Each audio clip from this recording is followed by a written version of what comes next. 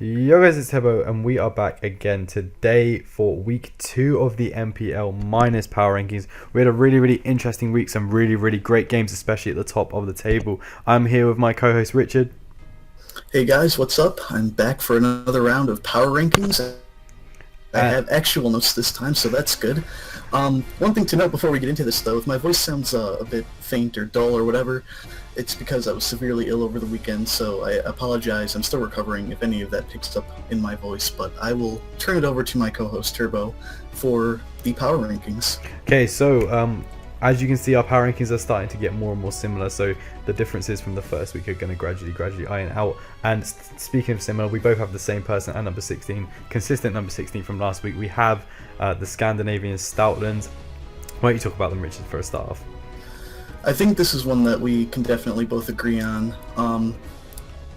So for this game, Scandinavian Stoutlands, Skyrander faced off against the Toronto Star Raptors and Jarboss. So from team matchup, you kind of immediately almost groan because Jar, you see on his side, has a disgustingly bulky stall core in Golbat, Umbreon, and Hippowdon. Luckily, despite the potential for stall, this game ended up being pretty quick. I mean, Skyrander got swept by a stall player. That's all I have to say. No, that's not all I have to say. But some things that I guess maybe hindered Skyrander from having success in this match. Rainbow Berry on Toronto's Hippowdon was a very good bring. It allowed it to take negligible damage from the Lander Asterian's Grass Knot, which it then followed up with a Toxic on the incoming Keldeo. Maybe I should not point out as much of what Jar did right as what Skyrander did wrong in this one, but I just wanted to point out again on Jar's side real quickly, the Umbreon also proved to be a decent supportive cleric with Heal Bell, which is something that I'm going to be discussing as being a problem in one of the other matches, which is why I want to bring it up now. But after a failed prediction on an Earthquake on turn 16 with Jar's Mega Latios going for an Earthquake on the Lando T, perhaps predicting the Stoutland's Tapu Koko to come in on a Dragon move. That's going to be the Mega Latios going down, but that'll be the last Pokemon that Jar loses in this battle because Azumarill is the next one to hit the field, and it sets up a Belly Drum, and it proceeds to sweep the rest of Skyrander's team for a 4-0 victory in the Star Raptors' favor. You never want to give a setup mon an opportunity to set up for free. I get that Azumarill is a water type and Lando T is a ground type, and I get that Jar's team kind of hinted at a more stall-based approach, but still, you can't just switch out and give a mon like Azumarill a free opportunity to set up. And on the note of offensive Azumarill, I don't think Skyrander really prepped for it as much at all. He had the Registeel, which could probably take a few bandit hits from the Azu and status it or hit it with a Thunderbolt, but as we saw, Registeel doesn't take a +5 waterfall from Azumarill. I mean, he just didn't really have a way to deal with offensive Azumarill, especially with Belly Drum. Superior maybe could have been a decent choice in this matchup for Skyrander, especially over the Volcarona, which didn't really do much. It would depend on bringing the proper set, of course, but I can see why he would be dissuaded from bringing it when Jar has stuff like Weavile, Cobalion, Gourgeist, and Magneton that didn't come to the game. They were all on the bench, but any of these things easily could have come with the right support. Overall, I don't think Skyrander's draft deals very well with Azumarill in general, but that's fair enough. But still, you can't give potential setup mons free opportunities to do so. That'll bring Skyrander down to an 0-2 record, I believe -8 differential, so that's why I have him at number 16. I'm going to give you some positives though. I think Sky was better than he was last week. That's a very big important deal. He did get better than the disappointing week 1 result. Okay, he got swept by a stall player, but I mean, I told you Jar was good. I told you Jar was good in week 1, and Jar is good. It's hard to break a stall core and not get swept by something. It's like you have to bring stuff to check stall as well as then something that's going to sweep you. So the whole point of like Weavile stall being so good in OU is because it takes you so long to break the stall core that Weavile just cleans up in the end game. This is exactly the same thing. It took him so long to try and break the stall core that Azumarill just killed all the rest of his checks. I still don't agree with Tapu Koko in the format. I think it's overrated. Skyrander plays his usual like hyper offensive style, and I think that just doesn't work against the stall core of Jar. And I think that bringing Registeel was a bit of a mistake because Registeel is one of my most hated ones in the format. It's too passive, and against a team which has got a Belly Drum on, Registeel was just saying, come belly drum at me, and I can be free belly drum for her. In the same way, Keldeo doesn't really appreciate Azumarill, neither does Zam's priority hit kills it. Lando doesn't check it because it dies to water type attacks. Volcarona is weak to water, and then Tapu Koko is not wanting to take a player from an Azumarill. So it's like, his team prep wasn't great, but he did play better than last week, so that's the important thing. So I'm going to jump on to my number, I think 15, because we are only one man in, and I've got Uzi in the Bullet Punch Club. I think this is the only big difference between our two power rankings this week, because Uzi was so high on Richards, he's dropping a bit more slowly than he did on mine, because he was a bit lower on my week ones. But Uzi this week played against a very, very good opponent in the Verd. One of the most underrated league player in my opinion. But Uzi again this week failed to deal with rocks, and he played around the rocks not amazingly, I have to admit. He had a Rocks week 1 in Victini, and it's important to stress that Verd didn't know the Victini set. Verd in his own commentary, if you watch Verd's commentary, I strongly suggest you go and watch it. Verd doesn't know the Victini set, and he says it over and over again. He thinks it's Scarfed Adamant Victini, but it turns out to be Expert Belt. If Uzi had bluffed that a bit harder and played slightly better around the rocks, then he might have been able to do something a bit more in the end game. It's unfortunate he lost his Donphan early on to all the poison touches. I mean, realistically, I think there's only one poison touch hit that really mattered. So I think that placing all the blame on that is a bit of an exaggeration, because I think the Verd did prep and play extremely well. And Uzi's team was kind of overwhelmed by the fact that once Buzzwell got to +1, Buzzwell just killed everything. So it's kind of a 50-50 with the poison touches. He didn't really have anything to check Alone and Muck either. Only really having Donphan and Victini to kill it offensively, because none of the rest of the team really wants to switch him, bar potentially Mega Venusaur. But I just wasn't really convinced of Uzi, and the reason I've got him so low as opposed to other people is because he won the Minors tournament. So he's going in with the biggest expectations out of everyone, and he's kind of disappointing at the moment. So hopefully Uzi picks up. But what have you got to say about your number 15? Alright, so my number 15 is actually the Rotterdam Star Raptors, coached by, I can find it in my notes here, which I do have. I hear a siren. That's not good. Coached by Frieslander, and he played against the Portland Trail Blazekins and Muse the Best. I'm sorry if you guys can hear the siren coming through my mic, by the way. They're looking for us. They are. So Frieslander gets the lead matchup wrong in this match, which results in him switching his Scarf Star Raptor into a knockoff from Portland's Crocodile, and thereby losing his Star Raptor Scarf and taking a little over half of its hit points with it. It did tell him some stuff about the Crocodile's offensive investment, but still losing that Scarf was pretty crucial. At one point in the match, Rotterdam's Blaziken misses a pretty crucial high jump kick on Portland's Crocodile, which is very unfortunate. Knockoff spam, definitely a good call on Portland's part. Fire Punch Dusknoir was an interesting bring, and it proved to be somewhat effective by scaring the Rotterdam's Ferrothorn out before it could get up any hazards aside from rocks. Ultimately, the reason that I have this team at number 15 is because they started off pretty low on my rankings to begin with, from my preseason rankings, and they are also currently 0-2, so until they can start picking up some victories, which hopefully they can, I'm going to have to keep them down at number 15. Yeah, I agree with you entirely. He coincidentally is my number 14, so it's kind of a nice way to slide into that. Fries, I admit, is trying his best, and he's coming up with some innovative sets. But I think at the end of the day, he just lost to a matchup, and he did miss an unfortunate high jump kick, which did really put him off. But he's not bringing the bulkiest of teams, which is why I think he's slightly struggling against these better players. Because although Fries isn't as good a player as perhaps a Verd, a Daniki, a Mono as such, if you bring the right Mons, or you bring a bulky team that's just hard to beat, it's like, imagine, I have to say soccer, I can't believe I'm doing this, the soccer analogy, right? If you sit with a strong back four and then a front four in front of it, it's going to be hard to break no matter who the team you are. And that's what all smaller teams do to bigger teams all the time. And then that's basically what he's got to do. He's got to build a team that's hard to beat with a solid core, and then see if he can compete against. And I think that he's just bringing Mons that are slightly too weak. Again, he's relying on Staraptor to switch into hits, which is a bit of an issue. Like, if you're switching in with Staraptor on a hit, you need some bulk on your team, man. Like, that's basically my advice to you. Bring a bit more bulk, and you might find your games slightly easier because you're not doing much wrong, which is always nice. So there's a few unlucky bits of hacks. Bring a bit of bulk, and you might be doing slightly better. But we can switch over to your number 14 now. Alright, so my number 14 is Anaheim Altarias, coached by Ace of Base. I have kind of a lot to say on this one, I guess.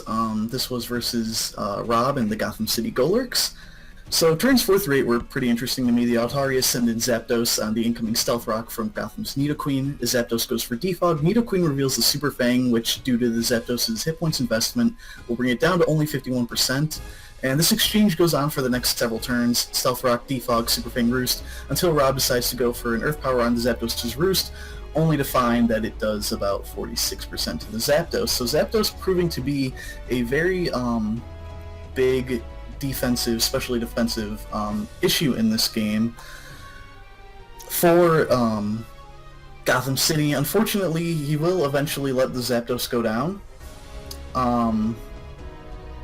And that kind of opens up some room for the Gotham City Golurks to go in and really break through the rest of the Altaria's defense. On turn 30, the Altaria's Decidueye goes down to a Mega Gardevoir's Hyper Voice, which then dies from Toxic, so double down. But at that point, Anaheim doesn't really have any more answers to Rob's remaining Mons, particularly the Scizor, which is going to outspeed the Metagross and get off a U-turn to avoid the Hidden Power Fire. I think Scizor actually turns out to be Scarfed with Bullet Punch, is what I got from the chat. So that's a thing. But Scizor and Hydreigon just put in the finest of work this match to give Rob the 4-0 victory against Ace of Base. Some potential flaws that I see in the Altaria's prep. The first and major thing, no Heal Bell on the Mega Altaria. This is what I was saying going back to when we talked about the game between Jar and Skyrander. Jar had a Heal Bell support for his stall Mons. Mind you, the Altaria didn't bring a stall team, but they had kind of a semi-stall core with Decidueye and Zapdos, and there was one other Mon in there. I'm trying to see.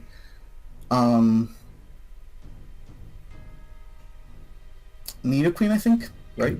Yeah, he brought Nidoqueen. Yeah, so Nidoqueen, Zapdos, and Decidueye. And the thing that kind of sucked for him is that with no Heal Bell on Mega Altaria, it means that he couldn't heal the Zapdos' Toxic, so it gets worn down. He couldn't heal the Mega Altaria's Burn, gets worn down. And when you're going with kind of a semi-stall approach for that kind of a core, a Status Cleric is extremely crucial to make sure that your Mons don't get worn down by residual damage. And I feel that by maybe preserving Zapdos and playing around the Hydreigon a bit more rather than losing it so early would have been a better option for Anaheim rather than letting it get so worn down, as the Zapdos still could have put in a lot of work even with the Toxic. And that goes nicely onto my number 13. Now, I've got the Anaheim Altarias a bit higher up, so I'll talk about them later on. But now I'm going to talk about the FC Popular, and that is Eric's team. Now, Ashton Akai this week played Tone.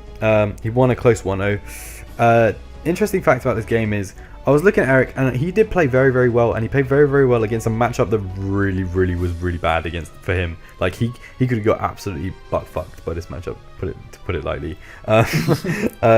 But the problem for me is, although Eric picked up the win, he hasn't risen up too highly on the rankings, purely because I don't understand why Tone brought Special Charizard X, because Physical Charizard X tore an absolute hole through Eric's team, the team he brought. So that's kind of why I haven't got Eric as high as he should do for winning a game with this bad a matchup.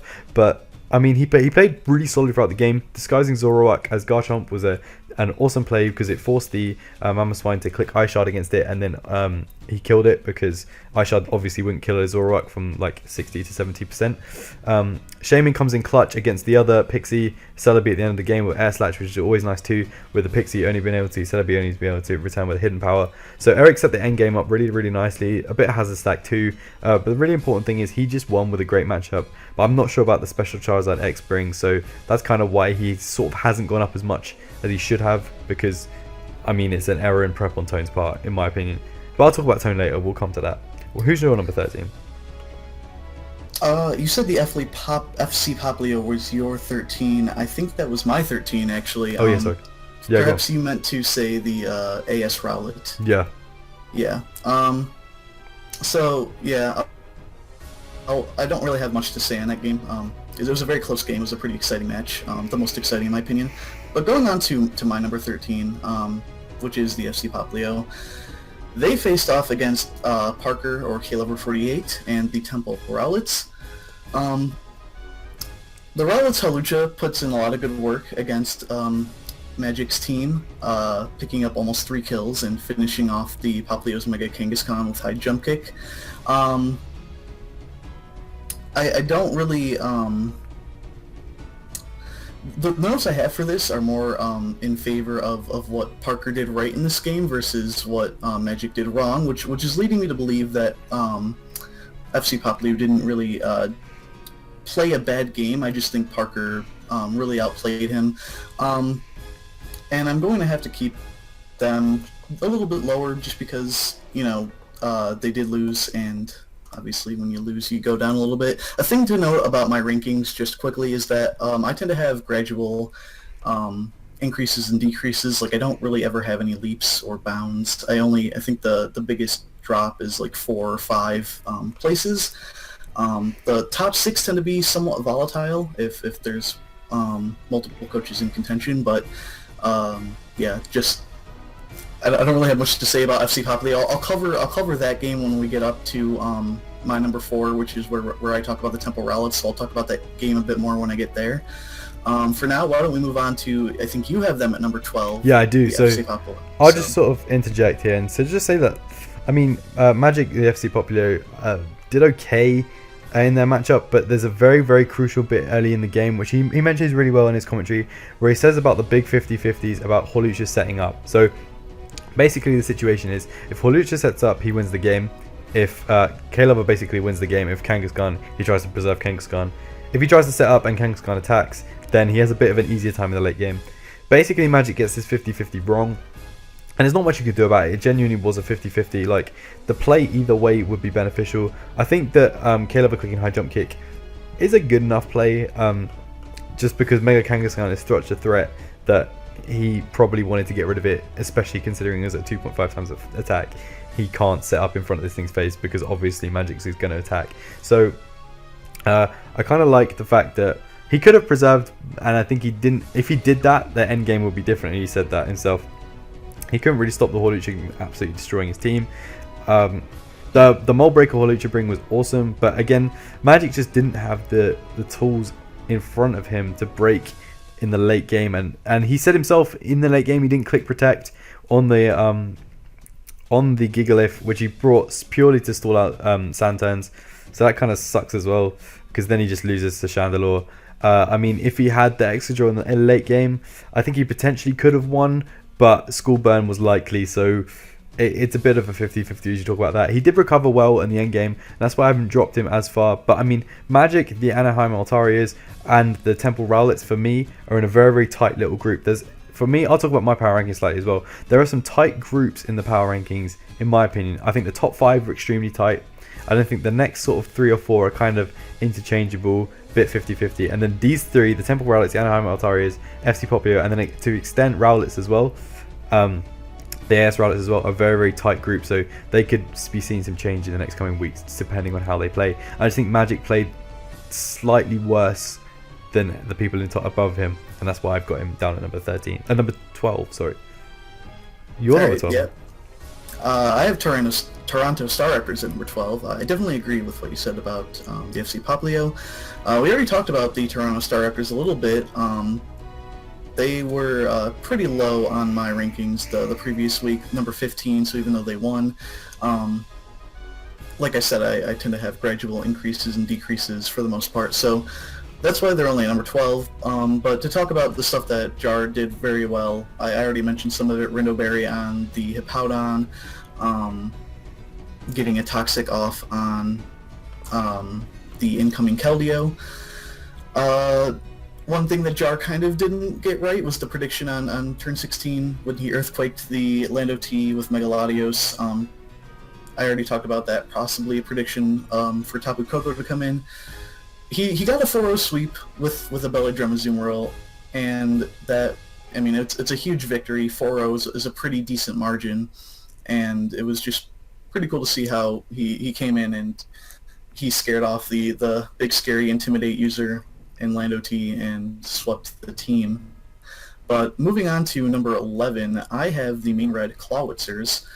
And this was the game. Main Reclotzer, coached by Tone, versus the AS Rowlet, coached by Ashton Akai, which my co-host already went into. Like I said, it was a very close game. It was the most exciting match in my opinion, and I couldn't move Tone down too much because of how close the game was. I felt that it was a good loss. I'll say that. I think it was a good loss. I'm not entirely intimate with all of Tone's plays and whatnot throughout the match, but I think it was a good game to lose in, so I couldn't really fault him too much for that. Yeah, I agree. I mean, I'm gonna jump up. I go into the Temple Rowlets for my number 12. Oh, number 11, I think it is actually. It is number 11. Yeah, I'm on 11. So I'm going to talk about the Anaheim Altaris just really quickly. I've already said a bit about him before when we were talking about the Magic game. I really like the mix between speedy Horlucha and fat, slow Tentacruel and Chandelure and Mammothswine potentially and Jirachi with the Trick Room. That's really awesome. He played his Horlucha perfectly in the early game, which is great. Amazing prep with the Mold Breaker. I really liked it. Yeah, if he keeps playing like this, he could be a threat, you know. It is true that Magic potentially had a way to stop the late game Chandelure sweep with the Protect, but K-Lover didn't know that, and he just did what he needed to do to win the game. So realistically, he's just making the right plays, and that's what I was really impressed with. And if he keeps playing like this, he will be sure to rise up these power rankings. Great. So my number 10 then is the Portland Trail Blazekins. This was coached by Muse the Best, and it was a match against the Rotterdam Star Raptors and Frieslander. And I mean, I already talked about this. Knockoff was a really good bring on Andrew, aka Muse the Best. It was a good bring on his part. Again, I'm going to have to praise the Fire Punch Dust Noir. He's getting a little bit creative with the sets, and that's pretty nice to see, and it does do its job in effectively scaring out the Ferrothorn before it can get up any more hazards on his side of his field. So that's nice. Getting a little bit lucky there with having his Crocodile survive a high jump kick, which never even hit because Blaziken missed. So, but otherwise, I can't really fault him. He played that game pretty well, and that is why he is at my number 10. You have them up at number 8, but we're on number 9 now, I believe. So you already talked about Uzi and the Bullet Punch Club, which I have at number 9. I'll just go into them, unless you want to say anything about anything more about the Portland Trail Blazekins, or... My Portland Trail Blazekins are a bit higher. I'm on about my number 9 is actually Toronto Star Raptors. But Jar, we spoke a lot about Jar. Jar did well this week. Well done, Jar. Back to his roots. Back to his roots with a bit of stall and a bit of sweeping at the end. Loved it. Saw his opportunity to sweep. Won the game. Simple as. Easy power rankings. Easy raise. Well done, Jar. Carry on. All right. So my number 9, the Bullet Punch Club, coached by the Uzi Gunner. Both teams I thought made some good switches and doubles in the beginning. Turn 5, the Frogadiers, Alolan Muck will outspeed Uzi's Electros, and it hits it with a knockoff, which gets rid of the Electros's Assault Vest, and it also gets it poisoned with Muck's Poison Touch ability. This isn't the first time that we see Uzi getting a bit hexed by the Poison Touch in this game. Mega Venusaur was going to switch out at one point. Muck is going to get knocked off by the Bullet Punch's Mega Venusaur as it goes for a Curse. And then, for some reason, Uzi switches out the Venusaur as Muck goes for another knockoff on the incoming Donphan, which removes the Rocky Helmet, which would have been a big help for Uzi in this game. And it also applies another Poison Touch to it. I really liked Uzi's Miss Mages set. I think this was what kind of gave him some redeeming qualities in my power rankings. Colbert Berry with Shadow Ball with Will-O-Wisp Heal Bell. I didn't quite get the 4th move, but it did manage to burn them up, which was nice. It sponged a knockoff with the Colbert Berry, but it also received yet another Poison Touch. No big deal, because it could just clear it up with the Heal Bell, which it did, but it's still kind of insane, that many Poison Touches in the game. And turn 25, Electros comes back in on the Muck, which is asleep from having rested. Mind you, Electros had also been affected by Miss Mages' Heal Bell earlier, so it was status-free for a while, keyword being was, as Muck is going to Sleep Talk a knockoff and get yet another Poison Touch on the Electros.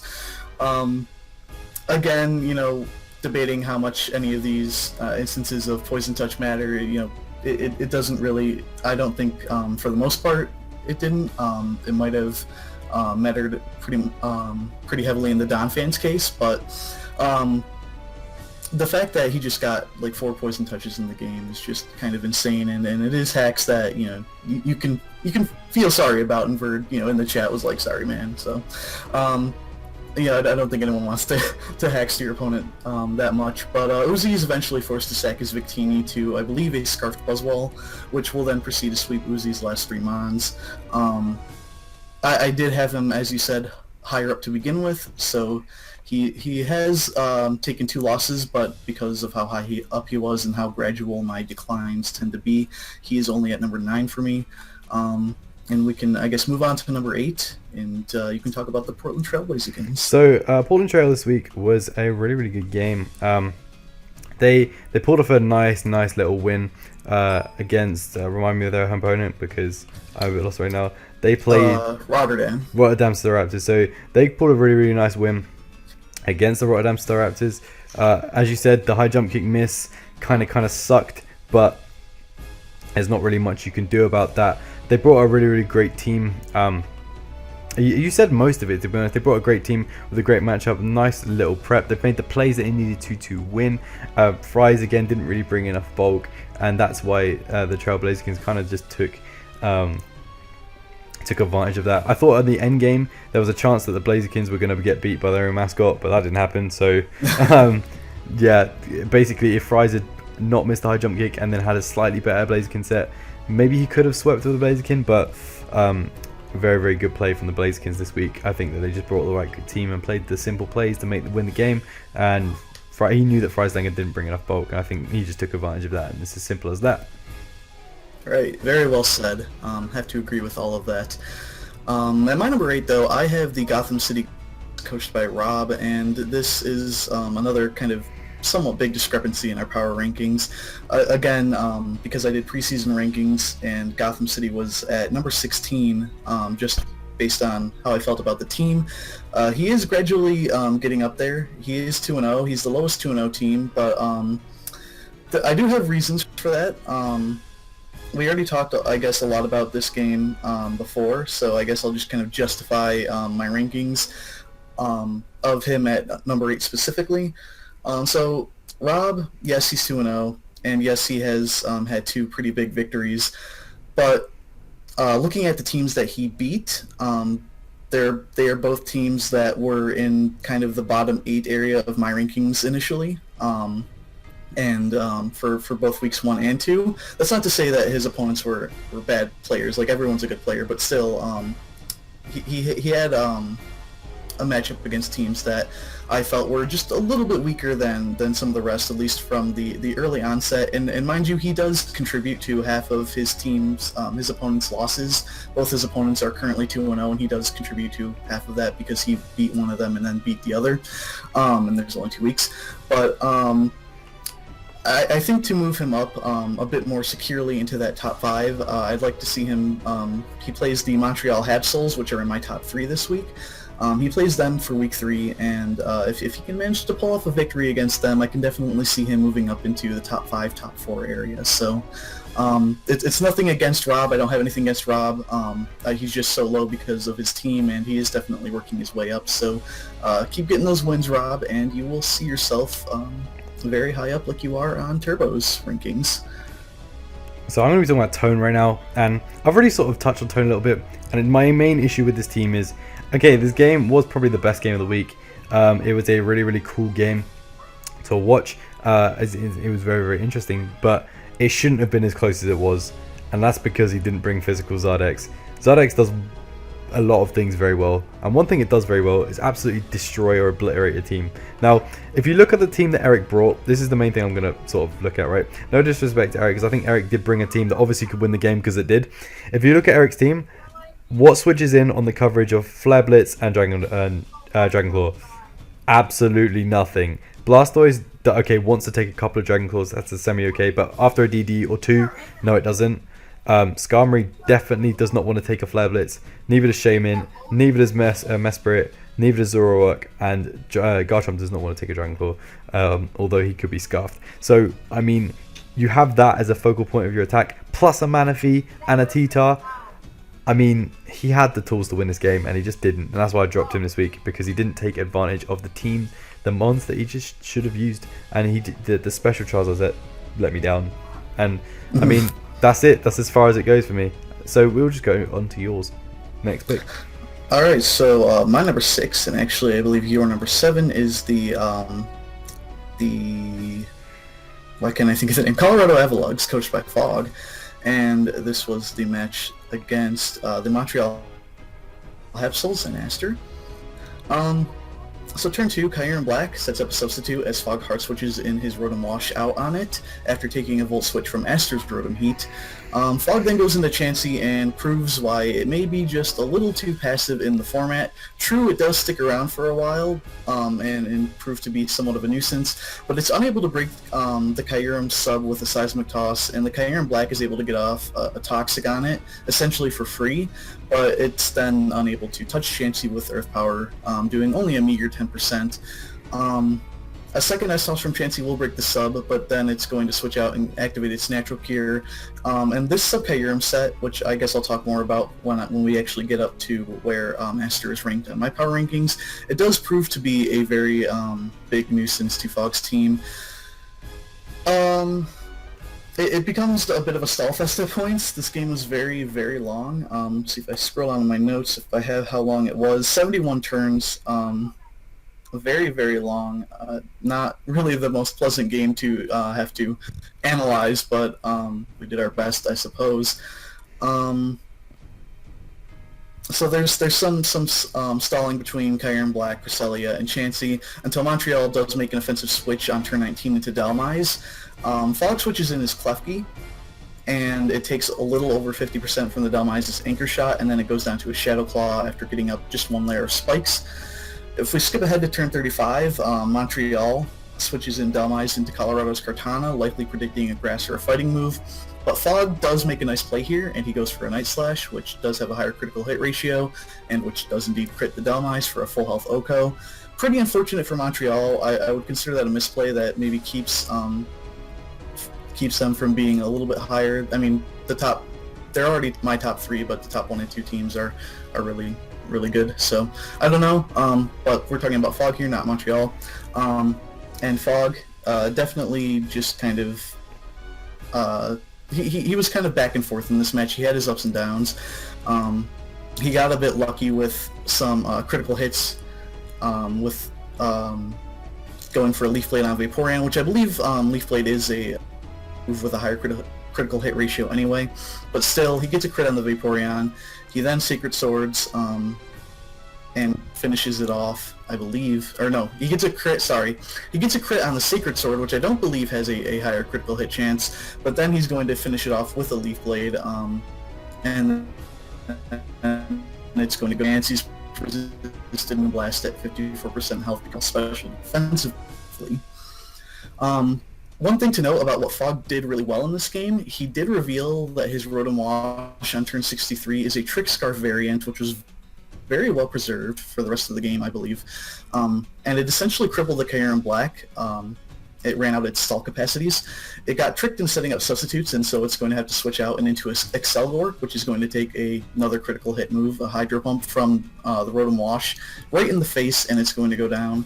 Rotom Wash is going to get another crit on the Kyurem Black with a Hydro Pump as it comes back in. I don't think it really mattered a whole lot, but it's just kind of funny to note along with all the other crits game.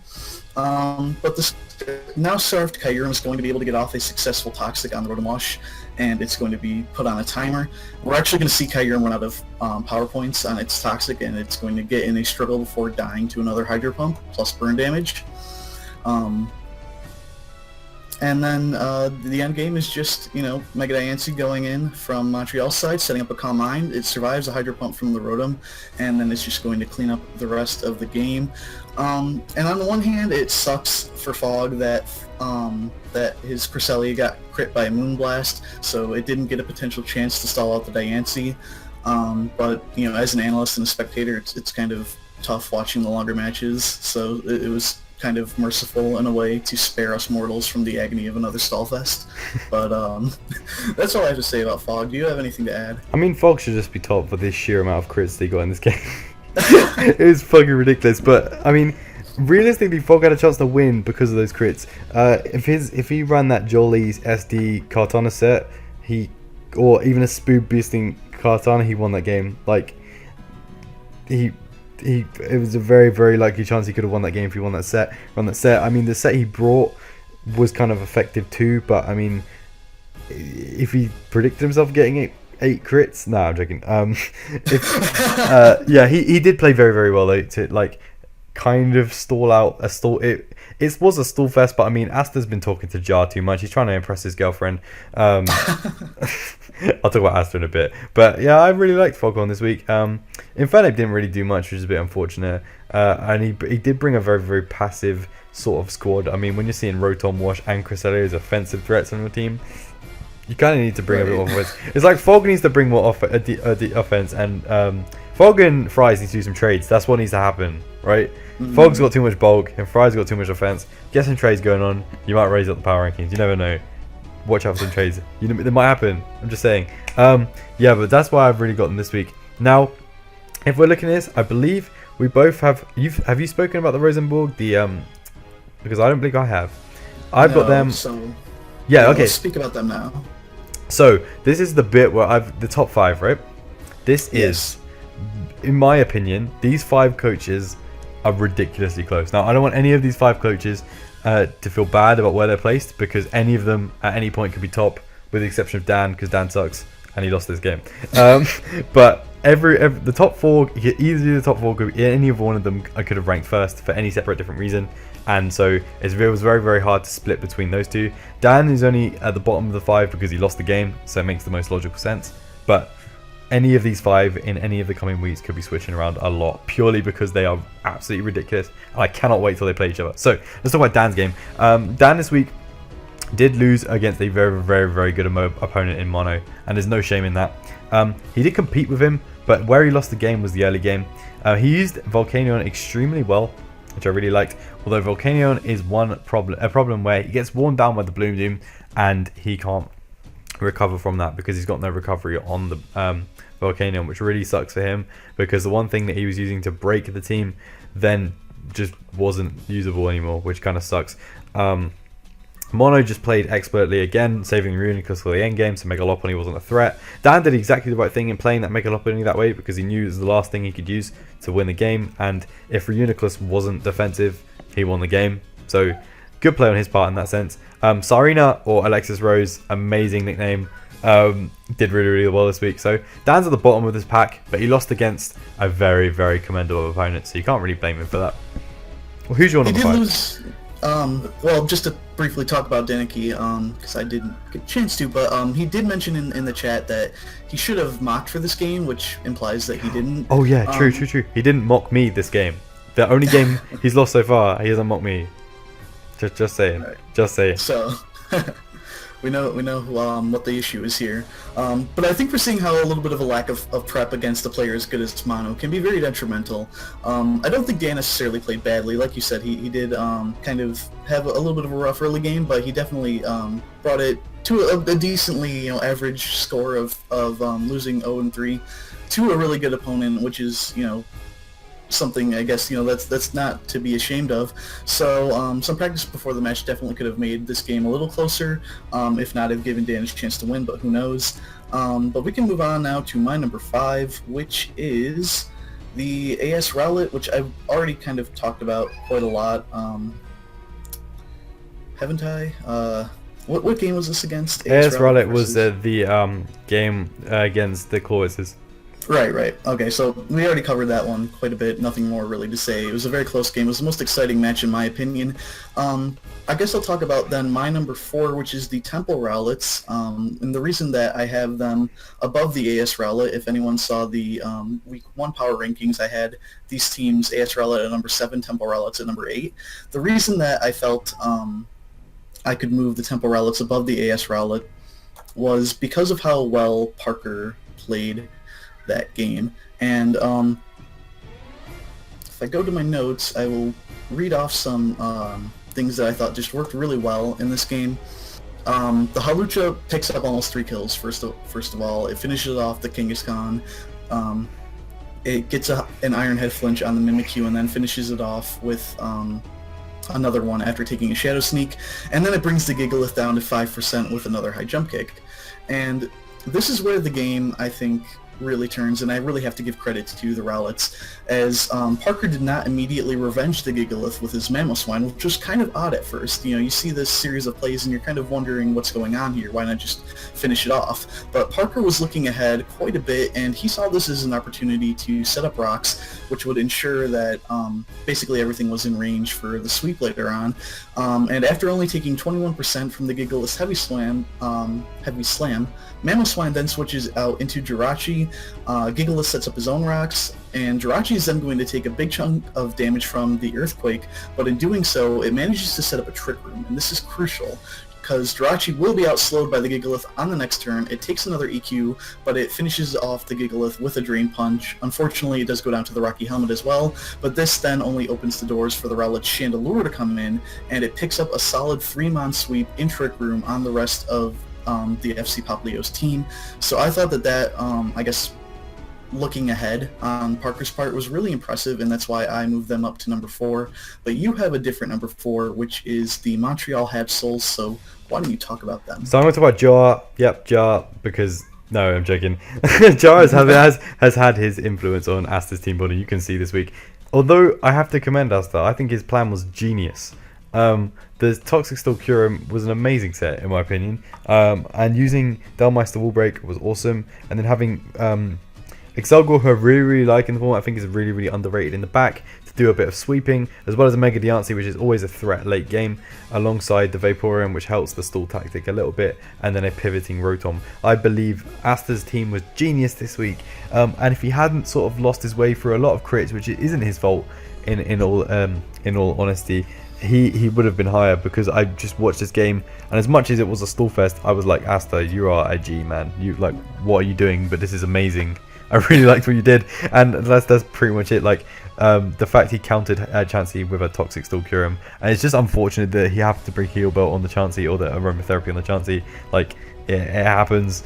Chansey's very, like, does he bring Rocks? Does he bring T-Wave? Does he bring Wish? Does he bring Seismic Toss? Or does he bring the Cleric set? And I mean, like, he probably didn't need T-Wave because it's a Klefki, but then who brings Chansey and Klefki against the Curum Black? But, like, you know what I mean? So, Asta's team was very good this week, and that's why he's so high. Unfortunately, I haven't got him as high as Verd or Mono or Rob, because I said it's really hard to choose, but the reason I got him third or fourth is because of the late game. That's literally it, and it's not his fault. It was just because of crits. So yeah, and also there's other redeeming factors the other teams did that made me push them higher, but we'll come to that. Right. So I actually have Montreal a little bit higher at number 3. The only thing, I guess, just to say is I already went on about how good Master was this week. You went on about how good he was this week. The one thing that I would say was maybe a little bit of a misplay was when he sacked off his Delmise. I get what he was trying to do. You know, Kartana could hit things with a fighting move or a grass move or a steel move or whatever the case may be. But I switched it in needlessly because it also does have Night Slash, and Fog was carrying Night Slash, and so the Delmise went down. A bit unfortunate, but they're still number 3 for a reason. They're 2-0, and they're off to a really good start.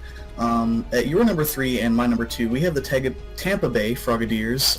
Why don't you talk about Verd? Okay, so last week I said if Verd carries on winning, he's going top, and I just, because these top 5 is so good, I couldn't even fulfill that promise. Like, Verd played an excellent game against Uzi. He just asserted dominance and played extremely well. Like, he didn't really do anything particularly wrong in the game, and it's not his fault the poison touches happen. But you can argue that running poison touch Mark is actually like good prep, and therefore he deserves to get the poison touches, if you want to argue it that way, because he doesn't have to run it, and he knows that the poison touch will help wear down Donphan, will wear down Victini potentially if he gets it poisoned. So it's good prep on his part, and it did what it was supposed to. As much as Verd doesn't like winning through hacks, it's not hacks if you like prep well enough that it happens on the mons you want it to happen on. So it's like a 50-50. As much as we don't want to focus on that, because Verd actually played really well. End game with the Buzzwole, awesome. He didn't interpret the Victini set as well as I thought he could have, but Uzi helped him out there by not playing very well around rocks. Bird got rocks up early game and used them very, very well against him, and basically calced and did everything he needed to win. Amazing Buzzball set. He's using Matty Brolic like an absolute animal. And yeah, I want to see Verd, the Tampa Bay, the Montreal, the Rodenberg, and the Gotham City Golux are looking like the playoff contenders, or the strong contenders for the top 5 this season. I'm so excited for when this lot match up. Yeah, I guess I totally see what you're saying with the whole poison touch thing, and the Buzzwole sweep at the end was pretty nice. The reason that I actually have Tampa Bay at number 2 as opposed to number 1, which I'll talk about when we get there, but I just want to point out that in my Week 1 rankings, I actually had the Tampa Bay Frogadiers at number 2 and the Tampa Bay Luxrays at number 4. Danicki, the Rosa Radenborg, which was at number 3 last week, and the Colorado Avalugs, coached by Fogg, which was at number 1, both lost, so both dropped. So naturally, you might think, Verd is a shoo-in for that number 1 spot, and then Mono, for number 2. But the reason that I actually have Mono above Verd is, again, not to take anything away from how Verd played in this game. It was fantastic, but I thought that Mono 2E just played a little bit of a cleaner game and a much, I think, more impressive game. I'll say that. Again, not to take anything away from Verd. Verd did totally fine, but I guess I'll talk about my number 1 now, and we'll get to your number 1 after this. Or well, you can add on to right, number 2, yes. Yeah. Because he's your number 2, and then you can go on to your number 1. So Mono played a solid game. He prepped and played very well, as Mono does. The switch out of Mono's Curslax on the incoming Encore from Togekiss was a very nice read on Mono's part. Mega Scizor then comes in and is able to get off a Bullet Punch on the Togekiss, take a Flamethrower, and then get off another Bullet Punch for the kill, so it shows just how strong Mega Scizor can actually be in the format if you EV it correctly. Dragalge picks up 2 kills in this game, so it puts some decent pressure on Danicki's team before going down to the Salazzle. Snorlax, despite not getting a direct kill in the game, it did put a ton of pressure on Danicki's team as well. It did cause Salazzle to go down to Life Orb, which does technically count as a kill for Snorlax, but either way, it did do some solid work in the match, perhaps not as much as it could have. I think Dan played around it fairly well, but still, Snorlax, huge threat in this game. And then Reuniclus comes in after Snorlax goes down, takes hits from the Mega Lopunny and the Sarina, and cleans up the game for a solid 3-0 in Mono's favor. And I was just really impressed with Mono's playing in this match, so that's why I have him at number 1 above the Tampa Bay Frogadiers. But why don't you get into your top 2? So I'm talking about Mono first. Again, Mono uses Reuniclus and Snorlax exceptionally well. I think they're mons he's used before and indeed are very, very comfortable with. So that's pretty cool. Mono is showing signs of doing what he did to the PPL Division 2 in this minors league. He could be running away with this, but I mean, these top 5, he might not. Asta might hold him up in the same way Rob might hold him up in the same way. Okay, he beat Danicki, but Danicki put up a fight in the end game, so you never know what even potentially Verd could do as well. I can't wait for if they match up. That will be a great matchup, or even if it's in the finals, you never know. And Tampa Bay this week just used the team, a very, very similar team that they brought to last week, and there's nothing wrong with that if Verd's comfortable with that. I like the way he used Dragalge. I love his nickname, AIDS Dragon. It's a great nickname. Just used it to break Danicki's team. Again, the switch out on the Encore play, great play, experienced draft league player. Again, Mega Sizzle used impeccably well as well. And then even then, Danicki thought that Volcania, the Fortress would counter Dragalge. Didn't, so that's always nice. Yeah, he just used it impeccably. I love the We're the Millers reference in Boner Garage as well. That's always nice. But there's enough about Mono's nicknames. He played it impeccably. He saved Reuniclus to the end in the same way he did last game that won him against Uzi. I think he's going to be an extreme threat this season, but who didn't know that already, because Mono is a fucking threat in this format. Now we're just talking about number 1. I kept Rob at 1 because he didn't do anything wrong, so I don't see why he should have dropped the 2. I understand the fact he is one of the lowest in terms of differential 2-0s. and Mono also won 2-0, and Verd is 2-0 as well, and so is the Montreal Habsols. As I said, they're all really tight, so you can all argue they're all at sort of number one. They all have their redeeming qualities and their downfalls. So Gotham City Golux downfall is the fact they have got a low differential, but I couldn't see how to drop them any lower. I do understand they haven't played the better opponents as of yet, but that's why when I think they might drop or they might stay up, if they beat their better opponents, again, like you said, I think he has Asta next week, so that could be an amazing matchup to really show what he can do. But I mean, he didn't do anything wrong, so I'm not going to drop him for that. He just played simply. He made the right plays when he needed to, and just kept the impression up against the matchup that was pretty hard for him, in my opinion.